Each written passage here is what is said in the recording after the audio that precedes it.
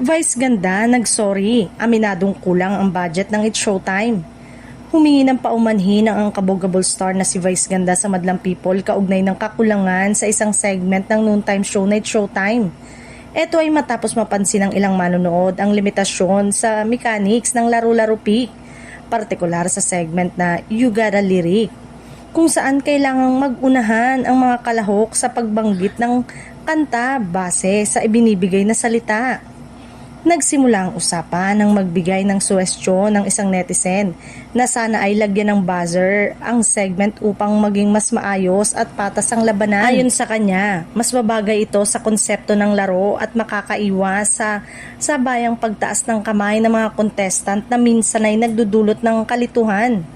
Diretsahang tumugon si Vice sa mungkahi at ipinaliwanag ang kasalukuyang sitwasyon ng kanilang production. Aminado siyang hindi perpekto ang sistema ngayon at hindi rin niya gaanong gusto ang taas ng kamay na paraan. Pero eto muna ang praktikal na solusyon sa ngayon dahil sa limitadong budget ng programa. Dagdag pa ng komedyante, humihingi siya ng pag-unawa mula sa mga manonood habang ginagawa nila ang makakaya para mapanatiling masaya at entertaining ang segment.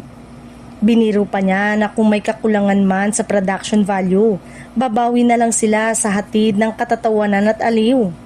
Samantala, iba't ibang reaksyon naman ang ibinahagi ng netizen.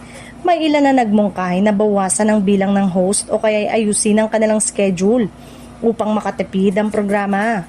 Ngunit meron ding mga fans na nagsabing sapat na ang presensya ni Vice sa segment dahil sa saya at enerhiyang na ibibigay nito. Sa kabila ng mga puna, malinaw na nananatiling suportado ng marami ang programa at ang mga host nito.